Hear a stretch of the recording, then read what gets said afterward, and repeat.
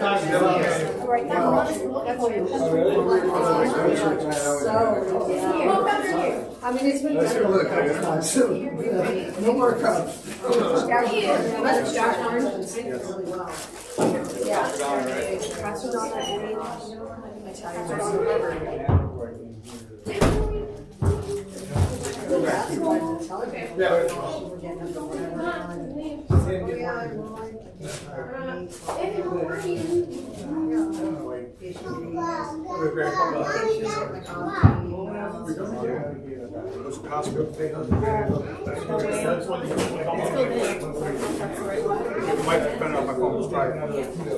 Right, I love you. Right, love you. Hi. Sometimes it's class. Go to class. So when you give someone a hug, someone told me that you had to give a real hug last week. I didn't know. Yes, okay. Bye guys, that's your week. Right now we're halfway there, right? Halfway to payday. Good seeing you. I'll see you Sunday. Yeah. All right, apologize guys. I'm going to go ahead and dim the lights a little bit. Okay, any pins or anything? You got the video? You got the... Let's go, Mike. Travis, baseball gear, Joe. He's back in the truck. So you can pick up tomorrow. I'll try. My personality. And then Look at your baseball gear. Come on, Gracie. Ready for you, sir? Sure. Yes. I love my job. I don't have a cord. I think biblical citizenship as a Christian would be stewardship. That God has given us this republic to be stewards over and to begin to love what God loves and hate what He hates in the scriptures because your heart is lining up with the heart of God because of the gospel. Well, and so many Christians are confused because they're being told things by from different people, such as, oh, Christians shouldn't do anything in government, stay out of that. That's what the Bible says. In fact, we're called to be biblical citizens. If you're a Christian, a person of faith, you must care about what's happening in our culture. You must get involved in voting. Biblical principles are what produce freedom in society. So you won't have biblical principles in society in which you don't have citizens with a biblical worldview. The further we move away from biblical principles, the further we move away from liberty and freedom. As people are experiencing tyranny, they're asking why, what has happened, and there's just this feeling of being lost right now and not knowing where to turn. And you just gave us the foundation. This is truth. All right, it's time for week 4 of Biblical Citizenship in Modern America. We had a great time last week. We actually had David Barton right here in this room teaching on truth and courage. We were out at Independence Hall understanding a little bit about what the founders put in place in terms of the philosophy of the Declaration of Independence. This week we're going to dive even deeper into that, and we're also going to get a 30,000 feet view of the entire Constitution. First, we're going to head back to the Wall Builders Library and Museum, and then we'll take you to Independence Hall. Welcome to week 4 of Biblical Citizenship in Modern America. Welcome back to the Constitution Alive. We're now going to talk about the seeds of liberty, what the ideas were that these guys actually sowed into our nation, and how it created such a successful nation. And remember that what John Jay told us, our secret formula for how we're going to study the Constitution, he said to make sure that you not only read, but study the Constitution. So if we're going to study it, we've got to get inside the minds of these guys. We've got to know what that original intent, if that's going to be our focus, is original intent. We've got to go back to what these guys actually put in place. I always think it's important not just to study the Constitution, but to study the Declaration with the Constitution. In fact, the founder said you really had to do that. I like the way John Quincy Adams put it. In my language, he said that it was the slab that the home of the Constitution was built upon, the Declaration was. But here's the way he said it. The Declaration of Independence was the platform upon which the Constitution of the United States had been erected. The principles proclaimed in the Declaration of Independence were embodied in the Constitution of the United States. I call the Declaration of Independence, or at least the first 2 paragraphs, the frame of America. In my mind, in my way of thinking, those were the principles. If you go to that part of the Declaration, you'll find the frame for our picture, and you might have a different picture that you would throw up on the screen here, but if you could picture freedom, if you could take some picture of your family or your schools or your community or your churches, whatever it might be, and put that picture inside the frame of America, know this: if that frame goes, then your picture's going with it. My picture's going with it. That frame is what's holding it all together. Those principles they put in place, that's why we're free. And if we lose that frame, if we allow that frame to be destroyed or transformed or changed into something that they didn't give us, then we're going to lose the picture. We're going to have a very different America than we were given. So it's important for us to remember the frame and remember what the principles are in the Declaration of Independence. And I'm going to actually ask for a little bit of help here tonight. I'm going to get one of my sons to come up and share with us those principles out of the Declaration of Independence. He's going to share with you the first 2 paragraphs, and then he's going to describe what those precious 56 words in the second paragraph, what they really mean and what they gave us in America. So y'all help me welcome Rhett Green. He's going to come up and join us. Come on up, buddy. Come on in. He's even more nervous about crossing this rail than I was. So, all right, Rhett, let's come right back here. There's your spot. Now, you are standing in the very spot where the guys that wrote the language that you're about to share with us, where they debated it, where they came up with it, where they adopted it. So this is a pretty historic occasion. I want you to share the first paragraph where Jefferson actually is telling us, hey, here's why we're going to tell the whole world what we're doing, and then the 56 words, and then give us a little description of those 56 words. Go ahead, buddy. When the course of human events becomes necessary for one people to resolve the political boundaries that connected them to another, to assume the powers of the earth a separate and equal station, to show laws of nature and nature's God entitles them. A disrespected opinion of mankind acquires that they should clear the causes that impel them to separation.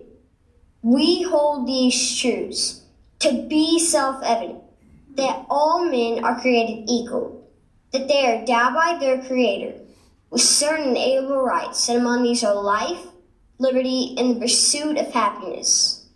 And to secure these rights, governments are instituted among men, given their just power for the consent of the governed. In the words of the Declaration, there are 4 basic principles that make up the frame of America. First, the Founding Fathers began with the basic idea that truth is real, it is obvious, and it does not change. Second, they made it clear that God is the source of freedom. Like the Declaration says, our rights don't come from any elected or appointed officials, they come from God Almighty. Third, the just powers of government can only come from the consent of the governed.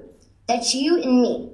The word consent is used 3 times in the Declaration and 11 times in the Constitution.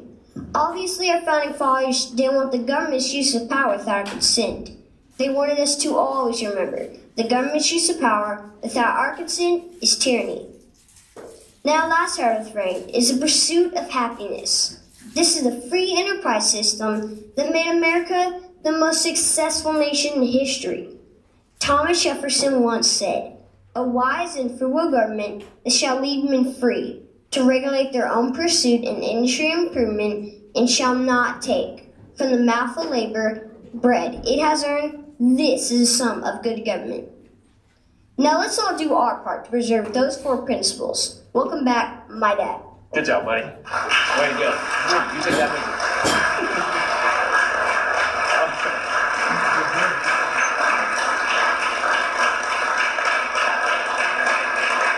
All right, our 9-year-old scholar on the Declaration of Independence. We got to do something about these shy, poorly socialized homeschoolers, I guess.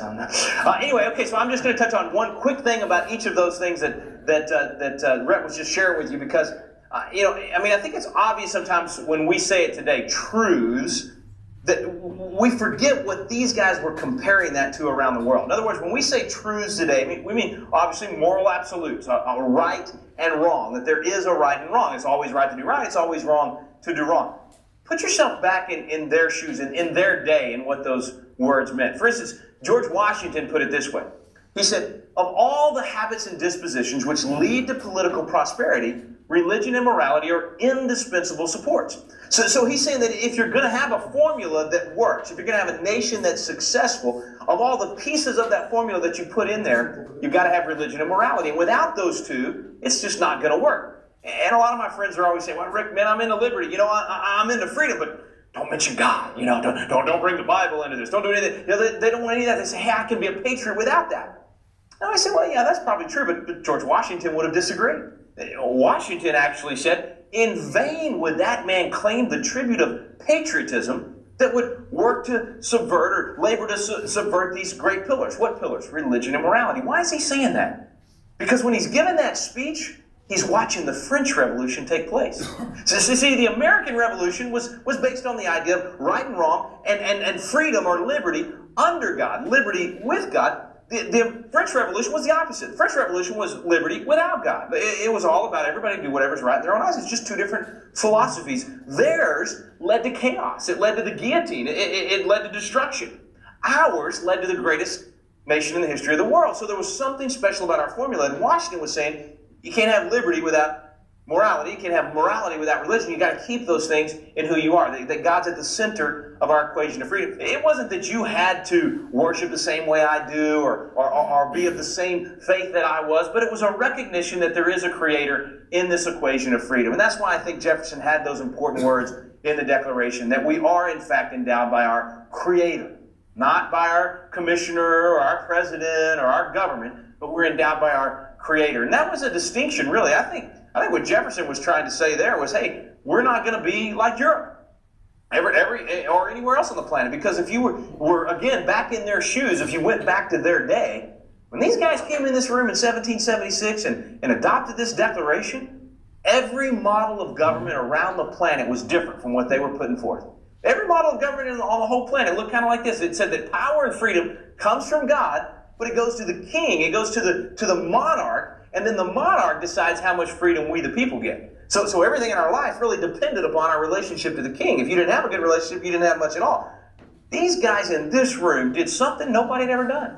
They flipped that on its head. They totally turned that around, and they said, no, we believe freedom comes from God, no doubt. That's the source of our rights and our source of freedom. But we believe that freedom from God goes directly to the people. And then we, the people, we give power to government only as we see fit. Just like Rhett was saying, consent of the governed. The only just powers of government come from the consent of the governed. So what Jefferson and these guys put in place was a system that says there's freedom granted by God, there's rights granted, and it goes directly to us, and then we give power to government only for one reason: to protect and secure the freedom that God gave us. It is astounding to me how many people in America have been indoctrinated into a condition of complete ignorance, completely unaware of the extent to which the Bible and ancient Jewish wisdom shaped the founders. To these people who came here and set things up, the people we think of as the founders,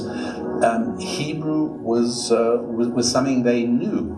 The second governor of the Plymouth colony was Sir William Bradford, and the first 19 pages of his manuscript, his history book, the history of the Plymouth plantation, is actually in his own handwriting in Hebrew. I think we have a privilege like no other nation on the face of the earth for us to study the fact that our nation is founded upon a Judeo-Christian worldview argument, which originated with John Locke, for example.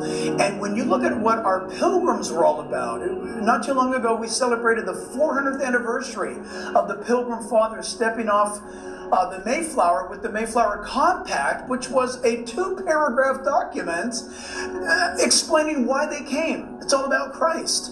And so when we look at our founding fathers, the Jeffersons, the Franklins, the Adams, they cited Scripture. They mentioned the Bible. This was not some haphazard event. They believed that God had brought this nation together for a purpose. If we know that, then it's going to align so much with Scripture, and we can move forward with confidence. I just love the confidence that brings us, that we are actually living out a call from God in this nation. I know Kirk went through this whole thing, but don't forget, before the American Revolution, America was in debauchery. We had already passed the Pilgrims. Church attendance was on the decline. Alcoholism was rampant until the First Great Awakening. That all changed. There was a return to the Bible to educate their children, and all of these founders were educated when they came in with these principles of John Locke, and there was an awakening to understand civil government. And the most quoted source of all the founders, more than any other, you know this, is the Bible. Exponentially more, because they were well versed in it. A leopard can't change his spots. That's a biblical, statement. It used to be inundated in our vernacular, but most of us don't even read anymore. We want the pastor to do it for us. We want sermonettes for Christianettes. And we don't read our Bibles. We don't educate our children in the Bible. And now we're awakening, going, you know what? It's going to take a lot of work, but I'm in. Yeah. I'm ready to go. And if you look at America, this is a country where the overwhelming majority of people profess to be Christians. Yeah. And as Christians, you know, they do have a guidebook, which is the Bible. That's right. We've totally moved in a direction that's ungodly. The Bible means nothing to many of our leaders, the ones that are making the most important decisions affecting our lives. And Christians have to get reconnected to the Bible and what the Bible says And the about Constitution. And the Constitution. That's yeah, right. I think that everyone should read the Declaration of Independence. Yep. They should read the Constitution. They should study the Bill of Rights. They need to know all of these things, and they need to hold politicians accountable and do some cleaning of the House of That's Congress. exactly right. And that's what's so brilliant about our form of government and God's form of government, that we are equal before the law. That's right. And that We recognize individuals. That's right, not because groups. God says He's not a respecter of persons. He's not partial. That's right. So why should we? Why should government be partial or a respecter of person? It shouldn't. That's what I love about the Declaration of Independence, is because a creator God created us equal. That's right. That is individuals. revolutionary. That's Even today across the world with world governments, it is still a revolutionary concept. It shows the worth of you. It shows that when God made you, when God made me, when God made the viewers, we are so valuable to Him that He lifted each one of us up before Him, but yet equal. So I think it is important for us to study history, and that's why I love being here now, and I've fallen in love with history because of how much it influences where we're going. But it's hard for me to imagine. These guys were all there. I mean, they knew what had happened in the Revolutionary War, and yet even though they were there and part of it, Benjamin Franklin had to stand up and give them a history lesson 11 years after what took place in this room for the Declaration. Here's how he put it. He said, in the beginning of the contest with Great Britain, when we were sensible of danger, we had daily prayer in this room for divine protection. So Franklin says to his colleagues, hey, remember in this room? So he was one of 6 that signed both the Declaration and the Constitution. Kind of like James Wilson, who we talked about earlier. A bunch of these guys weren't there for the Declaration, so he's really reminding them. I think he was speaking to them, and he was saying, hey, you may not have been in here, but let me tell you something. We knew we couldn't do it on our own. So he said, in the beginning, so he takes them back to this room 11 years previous. He said, our prayers were heard, and they were graciously answered. All of us engaged in the struggle must observe frequent instances of a superintending providence in our favor. Then he asked the same question from right here that I think we need to ask today.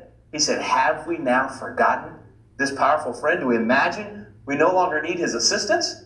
I think that's kind of where we are in America. Do we really think we can solve these massive problems we're making, that we're dealing with just on our own? Do we think we can do it on our own? Franklin said no more than 200 years ago. I would say no today. So he goes on to say, I've lived, sir, a long time, and the longer I live, the more convincing proofs I see of this truth, that God governs in the affairs of men. You've heard this part of a sparrow cannot fall to the ground without his notice. Is it probable that an empire can rise without his aid? So here we are. They're talking about, can a nation rise? Can they take a constitution and create a successful nation? He's saying it can't happen without God. He's saying you can't do it without God.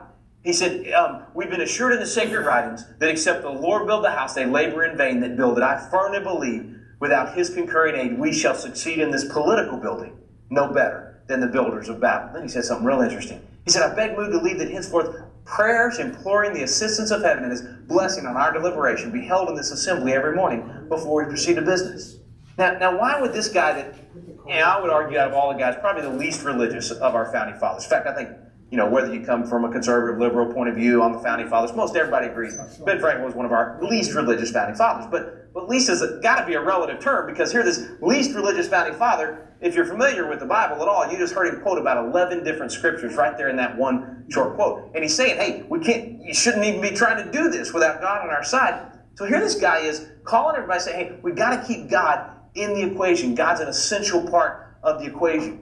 And Washington later would write and talk about the fact that he ended up leading everybody here to church. And they went to the church service, and the pastor there actually preached on it and talked about and prayed about the fact that what was happening in this room, God needed to move so that they could reach their compromises, get the Constitution out so that we could become that beacon on a hill. And Washington said the attitude really changed when they came back from that, and they were able to work through things. And then once they worked through things, several of these guys looked back on those moments in this room, and they said they believed the hand of God had played a role in what happened in here. Here's Franklin later. He said, I beg I may not be understood to infer that our General Convention was divinely inspired when it formed the new federal Constitution, yet I must own I have so much faith in the general government of the world by providence that I can hardly conceive a transaction of such momentous importance should be suffered to pass without being influenced, guided, and governed by that omnipotent, omnipresent, and beneficent ruler in whom all inferior spirits live and move and have their being. So he's quoting out of Acts right there to describe what he believed happened. James Madison, father of our Constitution, he said, the real wonder is that the Constitutional Convention overcame so many difficulties. And to overcome them with so much agreement was as unprecedented as it was unexpected. It is impossible for the pious man not to recognize in it a finger of that almighty hand which was so frequently extended to us in the critical stages of the Revolution. So they all remembered how throughout the Revolution they saw God move and give them the, I mean, think about it. They were taking on the greatest military on the planet. We were a bunch of rabble-rousers. There was no way we could win if there hadn't been some miraculous thing happens.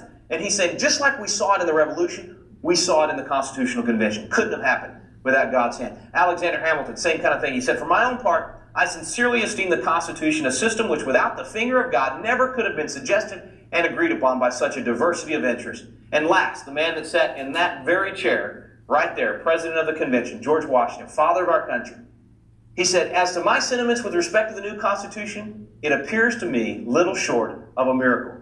It demonstrates as visibly the finger of providence as any possible event in the course of human affairs can ever designate it. It was miraculous, folks. I mean, the fact that these concepts that had never been put together in a governing body, a republic never created like what they put together, I'm saying it never would have happened if God hadn't inspired it. So the idea, just in summary, of truths out of the Declaration, the Creator being the source of our freedom, those were important concepts from the philosophy laid down in the Declaration before they even came to the Constitution itself. And the last thing I'll comment on what Red had said about the pursuit of happiness, just give you a quick example on this whole free enterprise thing for America, why these guys knew that the pursuit of happiness was important, why free enterprise was a bedrock principle of our way of life. You got to remember, as students of history, they were looking back to how things first started here on this continent. And you might remember Bradford tried socialism in the beginning with the Pilgrims. And actually, it didn't work out so well. Now, it was socialism. I mean, Karl Marx would have loved this. The way they did it was they said, everybody's going to work. Whatever you work for and the food you grow, you're going to put it in the public storehouse, and then everybody gets to take from it as they need it. Oh, and we'll all love each other, and we'll hold hands and sing Kumbaya. And it sounded great, right? But what happened? Bradford said it was terrible. It didn't work at all. He said, you know, guys like me, I'd have been over there saying, hey, why should I work? I get all the food I want. I'm going to play golf. I mean, I don't think they play golf back then, but whatever you do with the Pilgrims, I'm going to go play some games. Anyway, so he said, Bradford actually said people started faking being sick. They were actually faking illness. They were not working and they were complaining. The ones that were working complained and said, hey man, Green's over there not working. I'm feeding his family. Why didn't? So here's what he said. He said, community of property was found to breed much confusion and discontent. So what was his solution? What did Bradford implement that we actually, these guys here said was so important? Free enterprise and private property.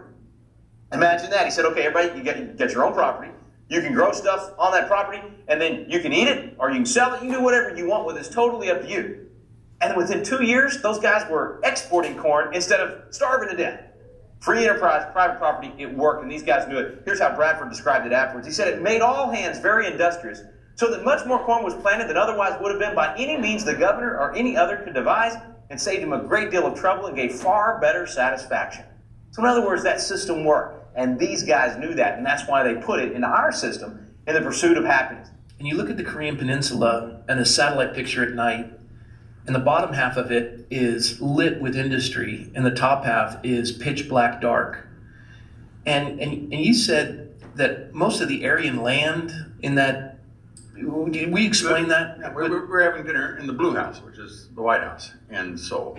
And the president made the observation, he was talking to my wife, and he said, you know, when they divided our country at the 30th parallel, I said, North Korea got 75% of the arable land. We got 25% of the arable land. We got most of the mountains and all of the refugees. He said, they now are perhaps the poorest nation on earth, one of the poorest, and we have the 10th largest GDP in the world. Same heritage, same culture, same language, same climate. Everything's the same except freedom and socialism. Socialism creates poverty, freedom creates abundance. And I majored in economics, and so when I was in college, they'd all say, well, why is America rich? Well, it has lots of natural resources. When they have any problems, they move further west, and we're just an industrial type people, or blah, blah. These other people, they're not as good, as smart as we are. They need socialism. Okay, let's just take East and West Germany at the end of World War II. Divided down the middle, same heritage, culture, climate, language. When the wall came down, the GDP per capita on the west side was 17 times higher than it was on the left. And the CIA, by the way, said it was 11. When the wall came down and they could actually compare, it was 17. North and South Korea, when South Korea got its independence in 1953, thanks to the leadership of Dwight Eisenhower putting an end to the war. General MacArthur. General MacArthur. When South Korea was the third poorest nation on the planet. Third, number 3 from the bottom, and now it's number 10 from the top. I want to contribute something though, which, as I study this more, and I'm a student of economics informally, but the more I kind of look more broadly at this, the more I recognize and realize that a free economy and private property are instrumental, but it's one piece. If you do not have strong, coherent families and flourishing churches, I think that the economics are kind of irrelevant, to be perfectly honest. And it's not to say that you should sacrifice one for the other. I think they actually work in harmony with each other. But one of the reasons why South Korea has been able to flourish is it's a very Christian country as well. Post the war. Yeah, post the war, they've had a huge missionaries going in there. Massive amounts of conversions, and we shouldn't, I think, look over that. Am I allowed to do a commercial? I've synthesized what you just said into a formula, and that is that politics equals integrity plus economics. Those are the only two things that you vote on. The acronym is PIE. Politics is easy as pie. PIE. Politics equals integrity plus economics. Now, under our system, with very, very high integrity, what is the standard for integrity? Spirituality, Scripture. Thou shalt not steal. Thou shalt not bear false witness. It's declining, but yeah. So the principle of that is that I look you in the eye and I give my word, you're going to honor it. And so those principles of very high integrity and low burden of government, the greater the wealth. The lower the integrity, the thicker, the least I can trust you, the thicker the contract has to be, the more guards I have to put around the business, the more bars I have to put on, the more lawyers you have to get. The more lawyers, and the more check I have to do to make sure you deliver. If I have a business in Uganda, the more guards I have to round, the more people I have to bribe to get my goods shipped at the dock in wherever it is. So the lower the integrity and the higher the burden of government, the greater the poverty. So all we do when we vote is we vote on those two things. And once you understand that principle, you can go to downtown Detroit, the richest city in the world when I was young, and now the poorest city north of the Rio Grande, and you see the collapse of integrity. So everybody's put bars on their windows, and now they even want to do away with the police, etc., and very high taxes. And so people say, I'm not going to go there. So the population of Detroit is now lower than it was in 1900, and there are 38,000 single-family dwellings that are abandoned because people don't want to do that. So if you understand that principle, you can make any rich place poor or any poor place rich. Now, libertarianism says, I really don't care about these. If I want to pimp my daughter, if I want to do drugs, if I want to defecate on the sidewalk, if I want to have open borders, if I want to do California, that is, but I want low taxes. Therefore, I'm a libertarian. Well, it doesn't work unless there is a spiritual value system. Yes. You can have a zero tax rate in Uganda or in Zaire or Congo. Let's say Congo. Congo is overwhelming with natural resources. Malachite, which we buy in a jewelry store around here, is in the sidewalks of the capital city. So it has abundant natural resources, but it's very, very poor. Why? So if you had a low tax rate, it still wouldn't prosper because it doesn't have a spiritual right and wrong value system. Exactly right. And that's why our founders put on the wall, thou shalt not steal. Thou shalt, and so when you did that, you didn't have to have locks. And I think we're a country with an economy in it, not an economy that happens to be in a country. And prioritizing the values of what the country is and the ideals. Last quote on this. One of the guys in this room, John Francis Mercer, he actually told us that this document right here is not enough.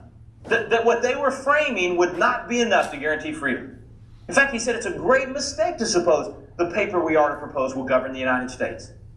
He said, the Constitution will not govern the United States. I said, wait a minute. I thought we came here to study the Constitution because it's governing the United States. He said, no. It's the men whom it will bring into the government. See, it's going to set up the rules for how we choose our leaders and how they're supposed to govern. So it does set up the rules, but it's not going to govern us. It's the men whom it will bring into the government and the interest they have in maintaining it that will govern them. The paper will only mark out the mode and the form, kind of like that frame.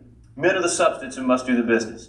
What he's saying is this document's great, but if we the people put people in office and on the bench that are willing to ignore it, willing to shred it, willing to distort it, willing to govern around it, it just doesn't mean anything anymore. The document doesn't govern us. The people we put into government is what governs us. So if we want to uphold this document, then we have to make wise decisions in choosing our leaders. We have to be part of the process even as it goes on, even after you choose the leaders. Being engaged in our government, watching what's happening, letting our voice be heard constantly, just like these guys did in their lifetime. So that's the philosophy that they gave us. There is a God. There are truths. There's right and wrong worth fighting for, worth dying for. Our system of government will work if we'll just be willing to give or refuse that consent. Being engaged will make those seeds of liberty spring forth. They'll give us a great nation of freedom. So now that we know the seeds of liberty, now that we know how we're going to do this, we're going to dive into the Constitution itself. When we come back in our next section, we're going to do kind of a 30,000 feet view, if you will. We're going to step back and look at the entire Constitution all at once, and then we'll start zooming into specific areas that are most under attack or most in question today. Sort of like our quick start guide, we're going to look for those places we need to be plugging things in and making sure that they work. So when we come back, we'll talk about that 30,000 feet view. Establish justice, ensure domestic tranquility, provide for the common defense, promote the general welfare. Well, I guess you can tell Rhett was having as much fun as you and I have. Well, so were you in the background watching Rhett, so you had a lot of fun too. Love teaching those principles from that very room. Now, before we get to the 30,000 feet and by the way, I think that was the third thing, was to teach the rising generation. I think that's the third objective. There you go, getting those little guys in there. That is the rising generation. So in our next chapter, we'll get the 30,000 feet view on the Constitution itself. But before we do that, some more on these seeds of liberty. Yeah. Rhett was doing a little bit. He did 4 principles out of the Declaration. You go further in a couple of other paragraphs there and broaden it out to 6 principles. Yeah, Rhett's got some really good application, like the free market systems just showed there. There's so many good things there. Let's go back and back up just the overview of the Declaration, because it's National Birth Certificate, but there's 155 words up top that set forth the 6 immutable principles. Okay. Those 6 principles are followed by 27 grievances, and then the Declaration that because of these principles, the violation of them in 27 different categories, we're now going to become a separate nation. So when you look at those principles, let's just take clauses out of those 155 words, because this is the essence, this is the key. By the way, this is what you're working on with other states with the Celebrate Freedom Week, is to get them to learn these kind of principles. So what you've got is get into the founding documents. Get into the founding documents, real simple stuff. So you have the clause in the Declaration that says all men are created equal, they're endowed by their Creator. Now, what does that tell us is our first principle, that there is a divine Creator. Now, today we're told, well, you can believe that, but not everybody believes in the Creator, so that's why government can't take a position favoring religion over non-religion. That's what the courts have told us for these 40 years of judicial activism. Yeah. Wait a minute.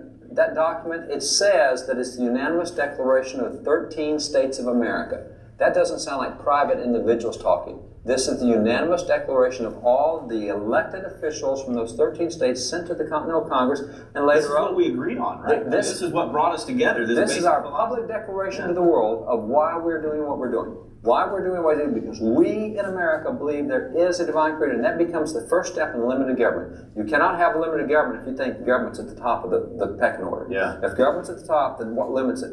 There's got to be something higher than government. If there's nothing higher than... So we said, hey, there's a Creator that's higher than everything. And that's why government's limited. It doesn't get to do... It's not the Creator. It doesn't get to do everything the Creator does. It's below the Creator. Yeah. So our thing is, all right, we believe there's a Creator. We've been created. And the Creator gets the right to tell His creation what to do. So government, listen up. And that one principle has a huge impact on what kind of nation you're going to be. It's a huge impact. You find me any secular government in the world that's a limited government, can't do it. It's an oxymoron. You cannot fight it.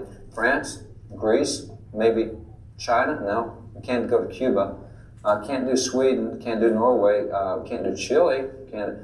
You can't find a secular If government. God's not in the equation, government has to be even bigger. Government is God. That's great. That is it. Yeah. There will be a supreme authority, and if it's not God, it will be government. Yeah. So if you don't get the declaration concept right, that God's at the top, then government thinks it's at the top, and therefore, when it gives you a right, it can regulate that right, it can repeal that right, it can take it away.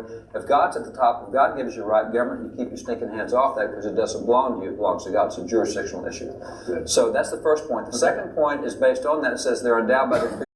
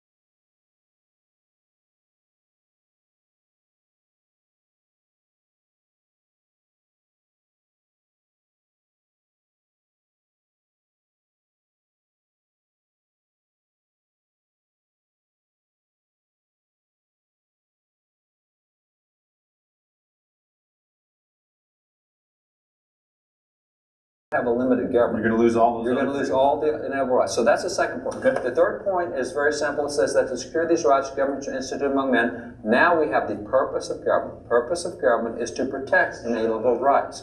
Those God-given rights, government exists to protect those God-given rights. Now, significantly, government does not exist to make sure we all have a job or that we've got a great economy. Government exists to make sure that we have a certain set of rights that nobody can violate, nobody can take away. Now, once we've done that, and if you do that, then you will have a prosperous government. You will have a limited government. You will have freedom. And with freedom, we take off. I mean, we're gangbusters with freedom. We invent things. We find things. We discover things. We're entrepreneurs. This 4% of the world population in America produces more than 96% of the world every year with inventions and patents and everything else. I mean, we're more creative because we have more freedom. Because this formula. Because that formula right there. So you're saying, so government is there to protect, not provide. It's there, it's there to protect you, and then you go out and earn and produce. If they will keep thieves off my back, I will go and take my ideas. If they'll keep somebody from stealing my ideas, I'll go and I'll create a McDonald's in every corner. I'll create a Walmart in every city. If you just keep people from stealing my ideas. And if just that principle was taught today, we wouldn't have government growing so much because we've shifted that. Now we think government's job is to provide us with every little need that we have. And the more it provides, the less prosperous you become because the less initiative you have and the less creative you are. Government's not creative. It is never creative. The government doesn't discover things. They don't file patents and cures and whatever. Right. You know, they have monopolies if they keep private citizens doing it, but they're not the creative source. So that's the third principle. Okay. Fourth principle says, and to assume among the powers of the earth a separate and equal station which the laws of nature and nature's God entitles them. We'll talk about this more later. But that told every person in that generation that there is a fixed moral law. There are certain laws you cannot cross. And they are called the laws of nature and nature's God. Now, we don't know what that means today, but we'll show you literally the books where the Founding Fathers took that phrase, what it meant, how they understood it. But there are certain absolute rights and wrongs. We live in a culture today that says, well, if it's right for you, it's right for you, but I don't think it's right. And no, you can't have a culture that says, oh, rape is okay sometimes, but not okay. And, theft is okay if it's for the right reason. You can't be Machiavellian and the end justifies the means. Rape's okay sometimes, theft's okay sometimes, and, a white lie doesn't hurt anything. No, you got to have fixed rights and wrongs. Perjury is not okay if it's for a good reason. You can't purge yourself under oath if it's a little white. No, you have to have fixed absolutes. But if there is no moral law, then you are. Right? If there's no moral law, it becomes anarchy because I will decide what is right and wrong. And I get to decide what's right for me. And if my AR-15 has 30 shots in the mag rather than yours that has 20, I'm more right than you are. Depends on how good of a shot you are. No, that's true too. But I get your point. No, that's exactly right. I mean, now there's no fix, like you said. John Quincy Adams said at that point you have the law of the tiger and the shark. That's where gangs rule. That's where guys with the biggest fist rule. Yeah. That's not what you have to have fixed moral laws that nobody can transgress. You don't cross these laws. The fifth thing you have from the Declaration says, government sits among men, deriving their just powers from the consent of the governed. Now, what you get with this is what we call the consent of the governed, or the will of the majority. There is nothing in the Constitution that ever allows anything smaller than a majority to win a vote. Unless you're in the U.S. Senate today, and because of the filibuster, 40 beats 60 every time. Founding Fathers opposed that. That's why they did not allow filibusters. It was the rule of the majority. Now, this is point number 5, and it comes only after you've said there are inalienable rights and only after you've said there is a fixed moral law.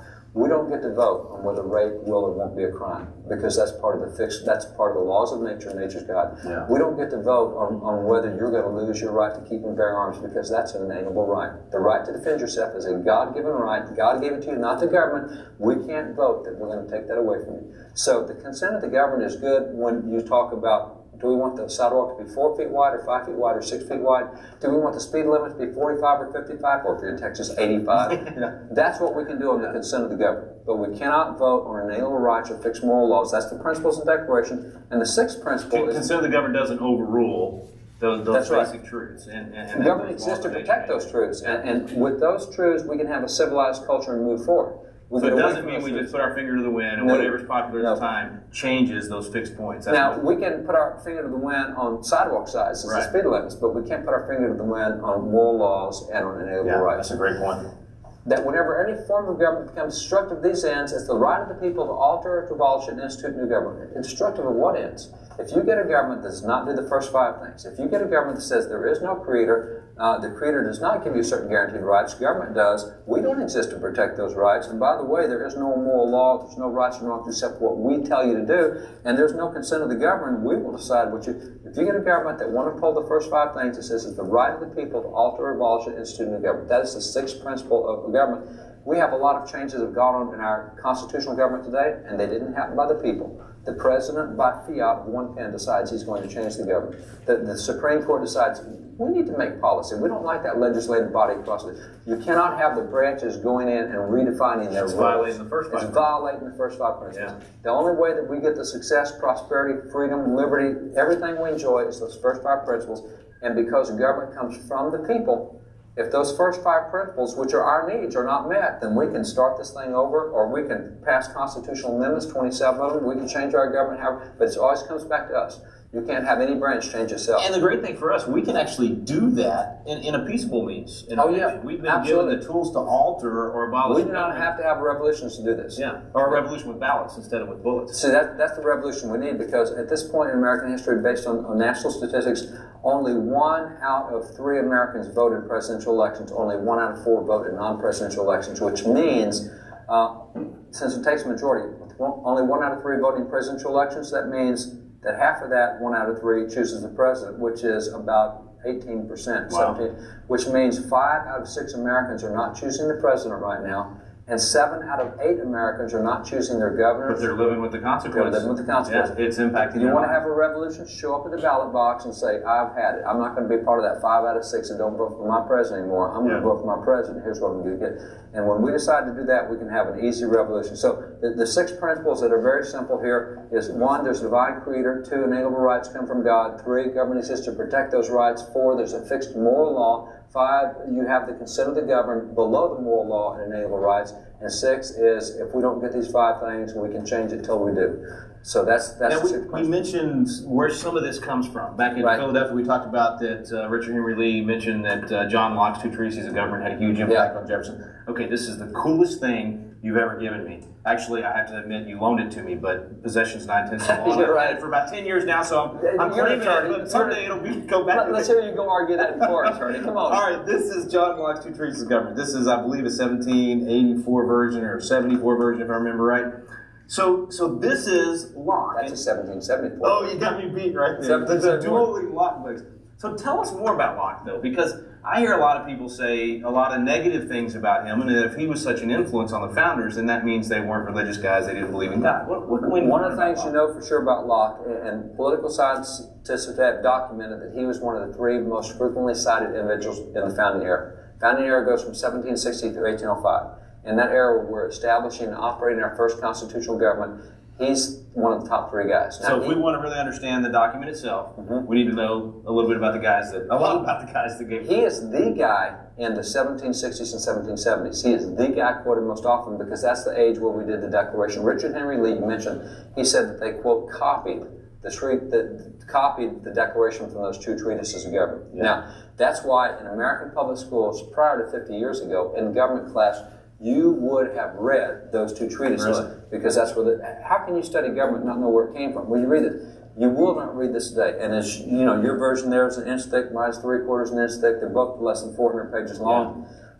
Yeah. This book cites the Bible over 1,500 times to show the proper operation of civil government. Now let me do the math here. That's got to be, what, 3-4 times a page? 3 or 4 times a page. So you can't go a page without reading the Bible, and yet we're told these guys didn't respect the Bible. We're told they didn't, and we're told John Locke is a great deist, that he was one of the leading deists. You know, weird thing about Locke as a deist, I wonder why he did this little book right here. This is called the Commonplace Book to the Bible. You open this up, and it's the Scripture's sufficiency practically demonstrated. Wait a minute, what's a deist doing showing us that the Bible applies to every aspect of life? Yeah, I mean, think it practically demonstrated. So he's saying this is how you use the Bible. This is how you use the Bible and everything. A deist today would not do that. No way.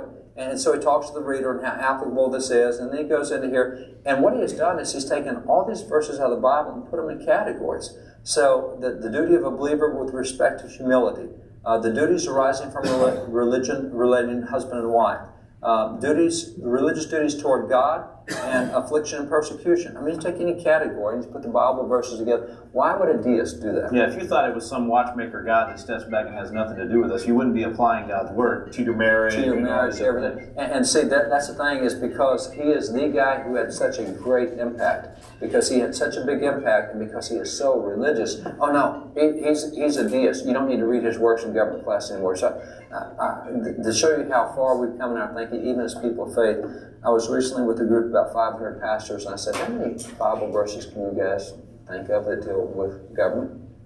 Less than 10 in the room. So here's a little book right here, more than 1,500. Wow. And he does say it is the Scriptures practically demonstrated the sufficiency of the Scriptures. Bible applies to it. And the founders knew that. As a matter of fact, that's why if you look at the Declaration of Independence, those rights set forth in the Declaration, historians have documented that every single right set forth in the Declaration of Independence had been preached from the American pulpit prior to 1763. The Declaration of Independence is nothing more than listening to sermons we've been hearing. So the church was not applying government principles to our life. The church was applying the Bible, and that got reflected in our government principles. So if it was getting taught from the pulpit, it showed up in our government documents. This guy right here, a guy named John Wise. John Wise, historians like Clinton Roster, at actually Cornell University, he was such a great historian, award-winning historian, that they have an endowed chair of history, the Clinton Roster Chair of History, a great historian. And he went back and said, you know, the American thinking was so different. No other nation did what we did. France didn't do it, Spain didn't do it, Portugal, Italy, no other nation. So they'd be wondering why. Why? Why would we do something different? And his question, what were the 6 greatest intellectual forces in shaping the thinking of the founders? He went through and identified 6 greatest, and 4 of the 6 were preachers, and he was one of them.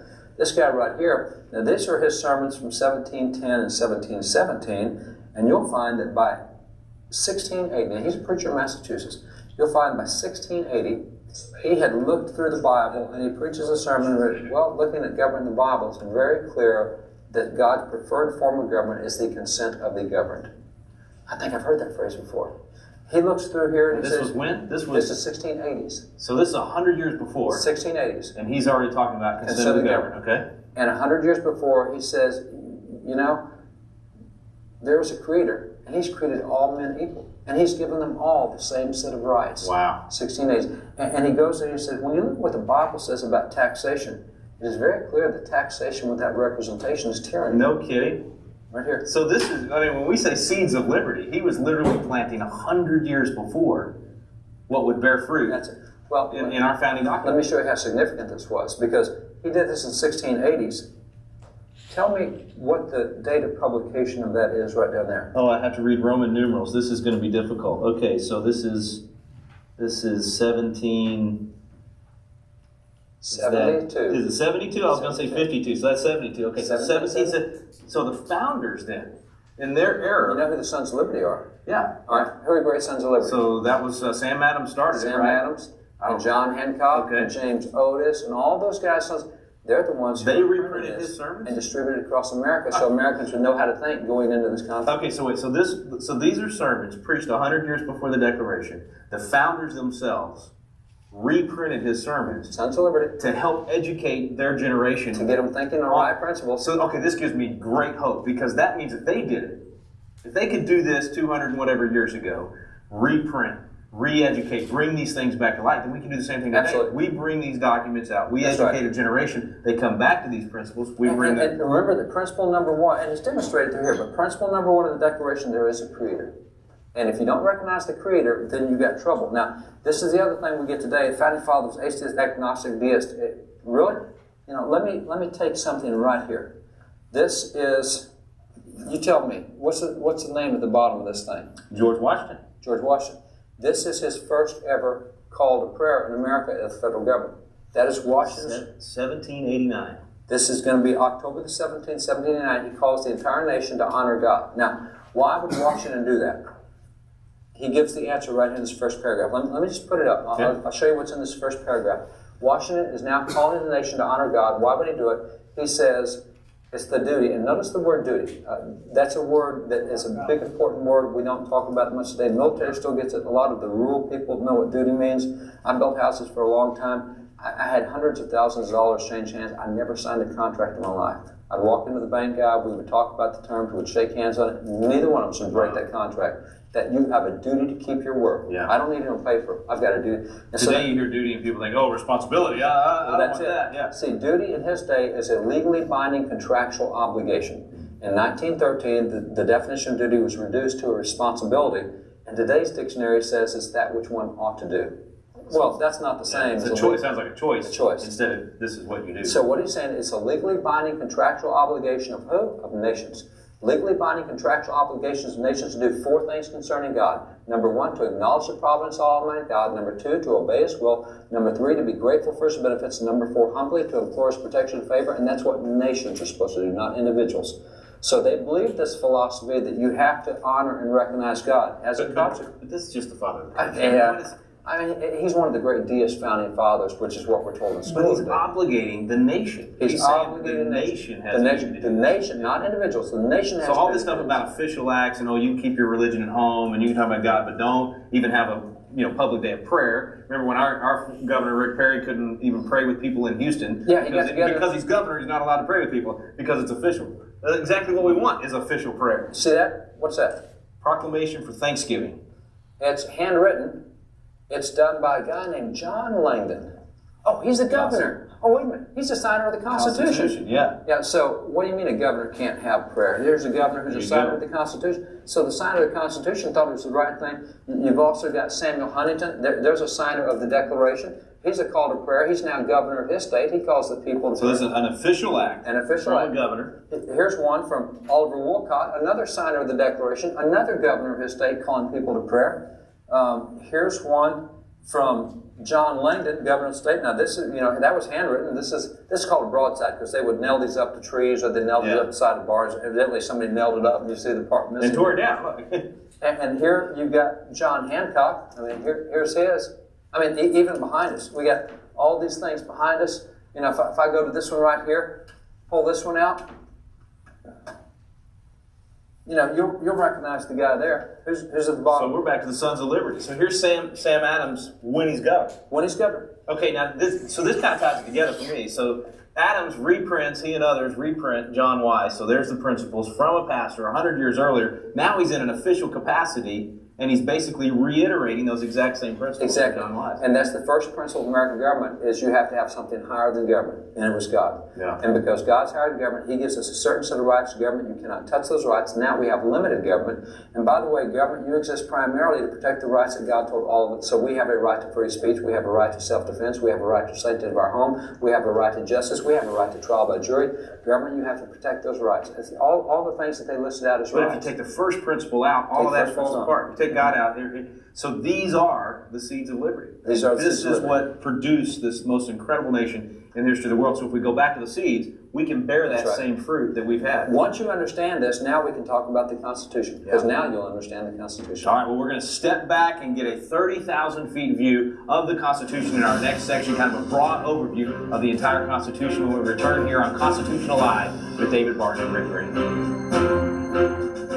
Well, welcome back to Constitutional Live. We're finally ready to dive into the actual Constitution. First, we're going to step back and look at it from what I call a 30,000 feet view. I don't know about you guys, but I have a hard time just opening page one. As a kid, I always went to the back of the book, to see what was happening at the end. So I like to look at the whole thing. I want to look at the cover. I want to see the big picture first, and then I'm ready to dive into those specific areas. So for the next few minutes, we're going to literally fly through the entire Constitution and get a big picture of those 7 articles and those 27 amendments. So we kind of know where the pieces are, and then we'll zero in. Most of our time will be on Article 1, Section 8, because we're going to talk about the enumerated powers of Congress, what Congress can actually do, or what Congress is supposed to be doing. So first we're going to step back, though, and look at the whole thing. And of course, you can't look at the whole thing without starting with that preamble. So I'm going to ask my daughter Cameron to come forward and join us. She's been wanting to get across that rail into this sacred room. Y'all welcome Cameron. Cameron Green's going to come join us. Come on up, baby. Right there. All right, share those first words that Gouverneur Morris wrote for us. We, the people of the United States, in order to form a more perfect union, establish justice, ensure domestic tranquility, provide for the common defense, promote the general welfare, and secure the blessings of liberty to ourselves and our posterity, do ordain and establish this Constitution for the United States of America. Great job, baby. Way to go. All right. Good job. Okay. If I was a smarter man, I'd have her teach the rest of the class. We'd be a lot better off. So, there you have the preamble. Morris wrote this one entirely himself. Now, the preamble, of course, doesn't have the force of law. So, I kind of think of it in terms of like a business letter where you got your RE colon, this is what the letter is about. And then you get into the meat of the letter. That's the way I think of the preamble. It sort of sets the stage for us of here's what the Constitution is going to be all about. I do want to point out, though, and that's why we're not going to spend a lot of time on it, but I do want to point out 2 very quick things out of the preamble. First of all, it's the first place we see this phrase, general welfare. So we see promote the general welfare in the preamble. We're going to talk more about that when we get to Article 1, Section 8. But if you go back and you look at the Articles of Confederation, it helps us to understand general welfare in the Constitution itself. And the first thing I'll show you right here before we get into Article 1, Section 8 is the Webster's Dictionary of General Welfare. 1828 is the closest Webster's to the time. And here's what it said. It's exemption from any unusual evil or calamity, the enjoyment of peace and prosperity, or the ordinary blessings of society and civil government. And then there's 3 really important words. What are they? Applied to the states. So general welfare is not individual welfare. It's not the right of Congress to take something from you to give to someone else for their individual welfare. General welfare was for the states. It was for the system itself, to keep freedom for all of the states and for the system in general, not for individual welfare. We'll come back to that one a little later. I just wanted to point it out in the preamble. And then the last thing in the preamble I'd point out is the blessings of liberty.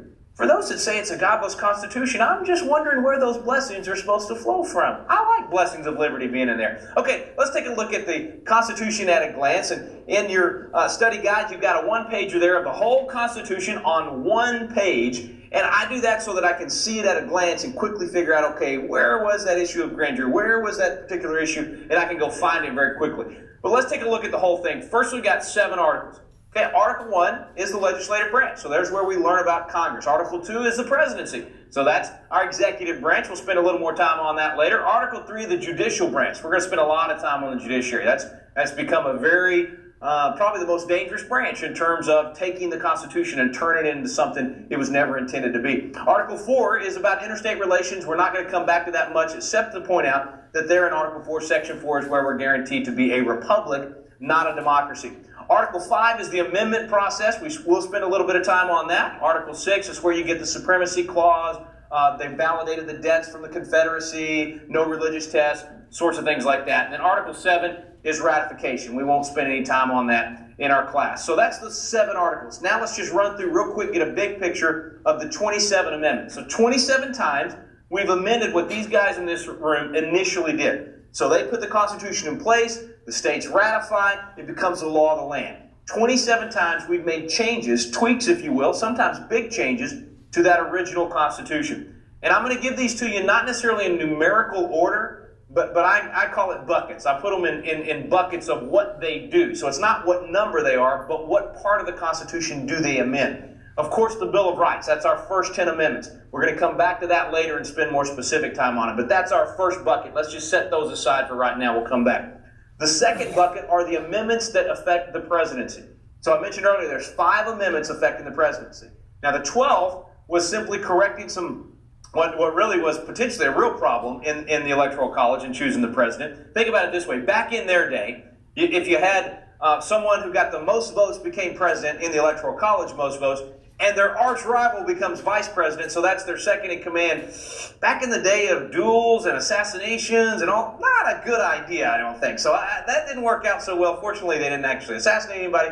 But when Jefferson and Adams, when Adams was president and Jefferson, his arch rival, became vice president, I think everybody went, ding, ding, ding, this is a problem. So 12th Amendment changes that. Now we get president and vice president coming from the same team, and you make sure your second in command is of the same philosophy that you are when you're running and going to back up what you're doing. So that's the 12th Amendment. 20th Amendment had to do with dates, and it essentially was trying to stop a lame duck Congress. Now back then, it was enough to stop a lame duck Congress. Today, of course, with our travel being so much easier, 2 months is plenty of time for these guys to wreak a lot of havoc and cause a lot of problems. If one party gets voted out in November, they've got 2 months where they can pass all kinds of stuff before the new Congress comes in January. So that might actually be a good place for us to have a new amendment that would tighten up those dates so you didn't have as much of an opportunity for a lame duck Congress. But 20th Amendment affects when the President and Congress come into power and are sworn in. 22nd Amendment. Easiest way to remember the 22nd Amendment for me, I just think two terms. All right? 22nd Amendment is when we limited the President to 2 terms. And think about why we did that. Remember what Rhett was saying earlier, how the only just powers of government come from the consent of the governed. So when we create a government, when we create a document and a way for that government to work, we the people are not giving power, we're loaning power to that government. And if we see something that needs to be tweaked or changed, the beauty of freedom is that we the people can take some of that power back. So we created a branch of government known as the executive, our president, and we didn't put a limit on how long someone could be president. Everybody followed Washington's example up until FDR, then you get that 4th term and everybody goes, yeah, this is kind of too long. In fact, we kind of started saying, you know, actually what's happening is this person is staying in, this branch is staying in power for so long, they're able to accumulate more and more power, and they're getting too powerful. We don't like the idea of a king mentality, of somebody being there as long as they ever want to be. And so we the people reined in that branch, if you will, and we limited the presidency to 2 terms. That was us. We did that with the 22nd Amendment. So we said, here's the Constitution. We love it. Great things in it. But there's one area that needs to be tweaked. We the people tweaked it. We took back some of that power and limited the president to 2 terms. Might be a good idea to consider that for the other branches. I'm just saying, all right? So that's the 22nd Amendment. All right. So then you get the 23rd Amendment, also affects the president. So we're still in our bucket of amendments affecting the president.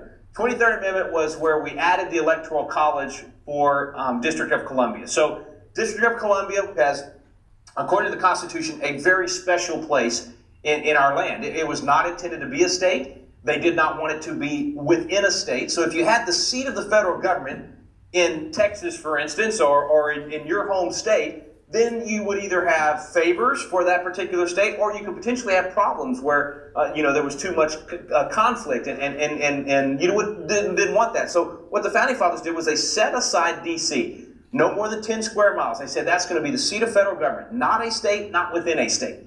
Well, now that it's become such a populous area, and there's so many people there, the American people said, those people should have a voice in the presidency. They should have a voice in at least one branch of our 3 branches of government, so we're going to let them have electoral college votes.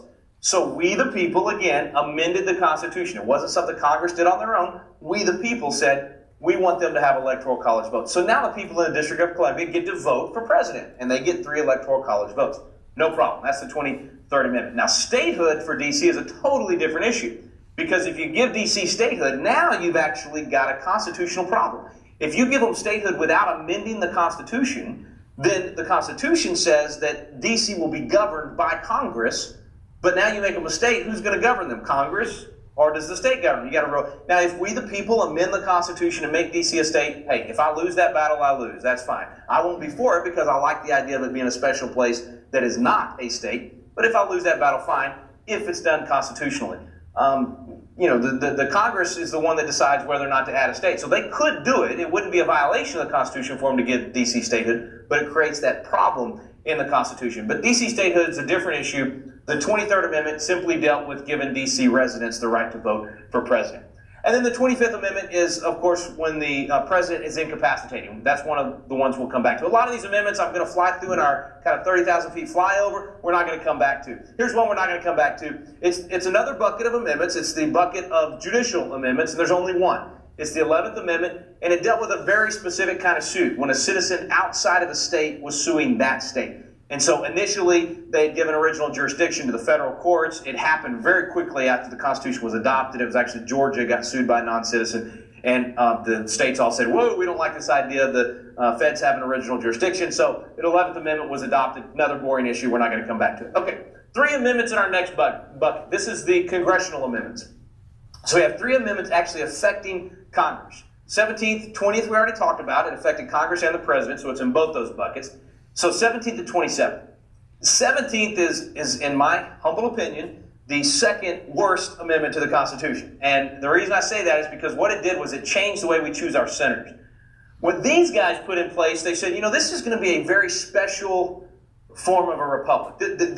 Our system of federalism is going to be different than what anybody else has had, because what we want is at the federal level, we want representation for the people, and that's our House of Representatives. Every 2 years they run. We want representation for the states, and that's our Senate. And those senators will be chosen by the states, by the state legislatures.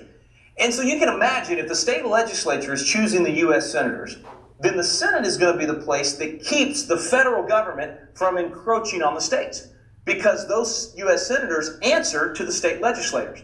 As a former legislator, I can tell you, if the feds are considering a bill that's going to take away some of my turf, some of my power as a state legislator, or my state able to run something the way it wants to run it, and the feds are considering that, I'm going to be on the phone to that U.S. senator, and if that U.S. senator is elected by this handful of legislators, that U.S. senator is going to respond. And that U.S. senator is going to stop the feds from encroaching upon the states.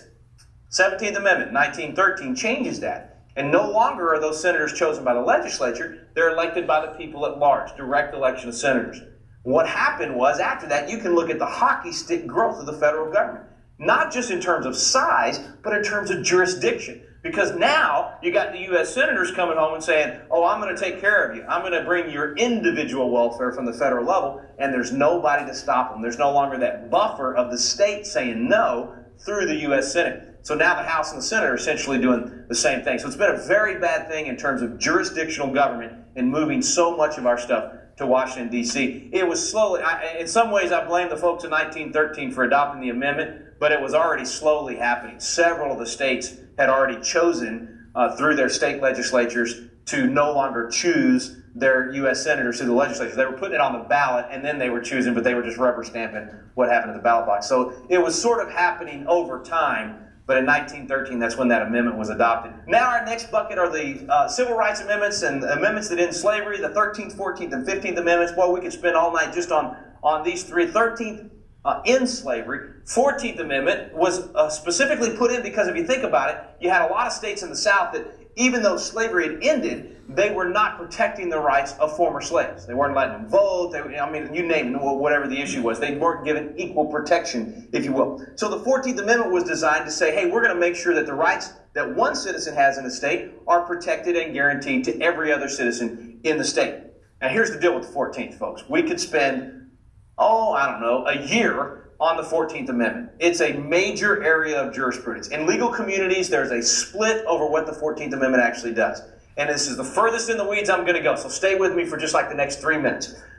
there's a debate over whether the 14th Amendment incorporates, or if you will, applies the Constitution to the states. Just know that 14th Amendment jurisprudence is a whole subject in and of itself, and what we see today is that the 14th Amendment is used to protect us from our state and local governments or anybody else with regard to all those constitutional amendments. It does a lot more, but that's all we're going to cover in our quick start guide. Okay, 15th Amendment was specific to voting. Now, I know 14th should have already guaranteed that, but you still had all these white-only primaries, all these problems in the South that were keeping blacks from being able to vote. And so the 15th Amendment was to specifically say, you have a constitutional right to vote, and it cannot be infringed based on the color of your skin. So that was a very important amendment to get passed. And that actually opens us to our next bucket. There's 4 amendments that specifically are a bucket of amendments that deal with voting. So I'm going to ask my baby girl Cameron to come back up, and she's going to explain these 4 amendments on voting. Y'all welcome Cameron. She's going to come back. All yours, sweetie. There are 4 amendments that protect your right to vote. The 15th Amendment guarantees that we can vote no matter what the color of our skin. The 26th Amendment says you must be at least 18 years old to vote, so that means I've still got 6 more years to go. Amendment 24 protects the right to vote whether we're rich or poor. And last is my personal favorite. The 19th Amendment makes sure that we ladies have the same rights as the guys when choosing our leaders. Our right to vote is protected throughout the Constitution, so don't waste it. Every chance you get to vote, let your voice be heard and values counted. Good job, baby. All right.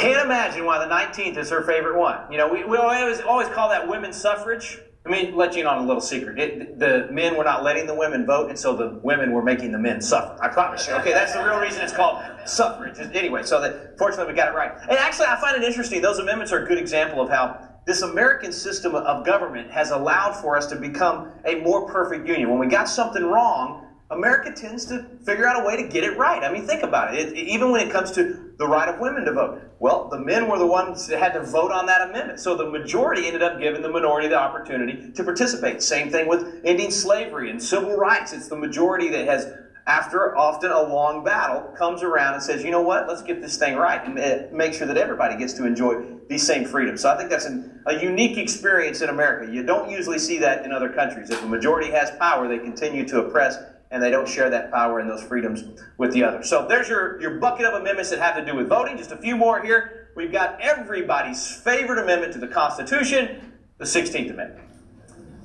No laughter, no amen, no yes, no yeehaw, nothing, right? Nobody likes the 16th Amendment, the income tax. Now look, 2 things on this. We're not going to spend any time debating whether or not it was properly ratified. I hear all these arguments and people say it wasn't ratified right because the comma was in the wrong place. It's a red herring. You got to pick your battles. You got to fight the battles you can win. That's not one we're going to be able to win. I don't like income tax. I'll just be honest with you. I'm a fair tax guy. I think the only fair tax is when you're spending your money, you pay a sales tax. I don't like getting punished for making money, and I don't like getting punished for investing in my home. So as my property value increases, I get punished for that. I think those are bad taxes. Fair tax is a sales tax. But it is the law of the land. And as long as it's the law of the land, I got to obey the law while I fight to change the law. I'd love to amend the Constitution and get rid of the income tax. But trust me on this. Don't join these groups that say you don't have to pay your income tax. It's optional, all that kind. Trust me on it. It is much easier to fight City Hall from outside the prison walls. So don't. And if you doubt me on that one, I'll get you Wesley Snipes' phone number. You can call Wesley and ask him how he enjoyed those days in jail for not paying his income tax. Pay your income tax, and then let's work to change it. And the 16th actually didn't give the federal government the right to tax income. What it did was it changed it from having to be apportioned evenly among the states. It made it easier is what happened. And it made it so easy. In fact, you might recall people saying, well, originally they were going to cap it at 1% or 2% or 3%. And they talked, it says, it'll never get that high. Well, now we know obviously it's a lot higher than that. I wish they had put some sort of cap on it. But it is what it is. You remember earlier when I said the 17th Amendment was the second worst amendment to the Constitution? Can anybody guess what I think the worst amendment to the Constitution? Yeah, 16th Amendment. So imagine this. It was done in 1913 as well. What were those people in 1913 smoking, man? I mean, they really messed up our Constitution. But it is what it is. Maybe over time we can get it changed. and get rid of the income tax and go to sales tax. I think it would work a lot better, and I certainly think it would be much more fair. Last two, I used to just run right through these, run over them, and not even talk about them. 18th and 21st, to drink or not to drink. The 18th Amendment, of course, prohibition. 21st, repealing that. I used to fly through it, and then the guy that we're working on tonight, my caller, he gives me a stop. I was flying through it on a radio program with him. I was interviewing him on Wall Builders Live, and I flew through the 18th and 21st, and he says, Rick, wait, stop. You're missing a great lesson here. I said, what? They cancel each other out. I just blew by it. And he said, no, look. He said, why did the 18th Amendment have to be adopted? We had a national epidemic. Everybody said, alcohol's become a real problem. The people said, it's something we haven't been able to deal with in the states. We want the federal government involved to help us with this problem. Why didn't the feds just do it? Why did you need an amendment to the Constitution for the feds to go help with this problem? Because they didn't have the power to do it. Because we understood, this is what Mike was trying to get me to see, we understood that the only time you could add a power to the federal government and let them do something new is if we, the people, amended the Constitution. And so the 18th and the 21st actually stand as glaring examples, wonderful precedent, that if we want the federal government to do something new that's not authorized, as we'll see in Article 1, Section 8, then we, the people, have to add it to their powers. And he said, we did that with the 18th Amendment. We said, you know what, we want you to help with this. And Congress knew as well. That's the other part of that story. Not only do we, the people, know that they're not supposed to do that without our permission, but Congress knew they couldn't do it. And so they adopted the amendment and sent it home to the states to be ratified. We ratified it. We said, we want you to do this. And then we said, this ain't working out so well. And so we went back with the 21st Amendment. And if you think about it, we talked about earlier how we loan power to the government. We can take it back. We loaned the power to the federal government to ban alcohol. When we took that power back, we didn't take all of it back. We left them the power to regulate it. So the language still gives them the ability to regulate it. They just couldn't ban it anymore. But what a great reminder for us that the things that they do have to come from us first. We have to give them permission. But today what happens when the people say, or Congress just decides they want to do something new, they just pass a law and do it. They don't even look in Article 1, Section 8 and see if they actually have the power to do it. That's what we have to change. That's why we have to know what is it that they can do. I was speaking in Iowa a week before the session started in 2017, actually speaking on federalism. And I was sick. I wanted to get home. The legislative session was about to start. I get to the airport in freezing rain. So sit on the airport grounds, everything. We're sitting on the plane. I'm thinking, man, I got to transfer through Minneapolis. I got to get home. The legislative session's going to start. Finally, we take off and we get there, and I'm trying to think, can I figure out a way to get to my gate and still make it, not be stuck in Minneapolis? And just as we're landing, I see this giant of a man, big, bright red University of Utah football T-shirt on. And I said, that guy's going where I'm going. I'm going back to Salt Lake. And I'm going to follow that guy. I get off the plane, I grab my roller bag, I have my shoulder bag. I'm just following that guy as fast as I can go, and he's just partying the crowd, just partying the sea, and off we go. I'm running to keep up with him. And we get to the gate just as the door's about to close, and they sit us together on the exit row. So then we start the little introduction. And he tells me he is the linebacker coach for the University of Utah, but he had played at BYU. And if you know Utah football, that's the Holy War, BYU, Utah. He says, well, what do you do? I said, well, I'm in the state legislature. He says, well, what do you do? And I said, well, let me see if I can explain it this way. That Holy War you just had a couple months ago, kind of a different game, right? He says, yeah, it's a different game. He said, the whole week is different, right? The practice is different, preparation's different, media is different, the speech the coach gives on Saturday morning is different. You come running out of the tunnel, it's different. Stadium is packed, and it's just electric and different. And imagine you get on the 50-yard line, and you're about ready to start that game, and you're ready to face off that opponent, and you buckle your chin strap, and you look down, and there are no lines on the field anywhere. He said, well, yeah, that'd be a disaster. I said, that's what the government's like today.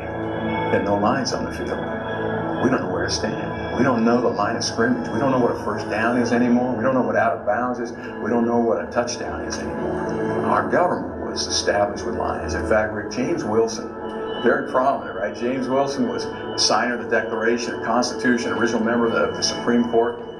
He said, this Constitution deserves praise for the accuracy with which we drew the line between the powers of state and national government. That's a wrap on week 4. We've already been diving into those principles. We've been getting the philosophy. We even got the 30,000 feet view of the entire Constitution.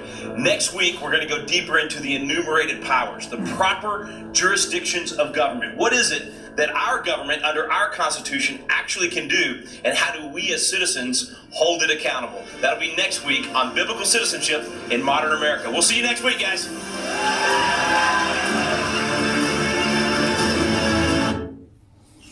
A lot of interesting stuff right there.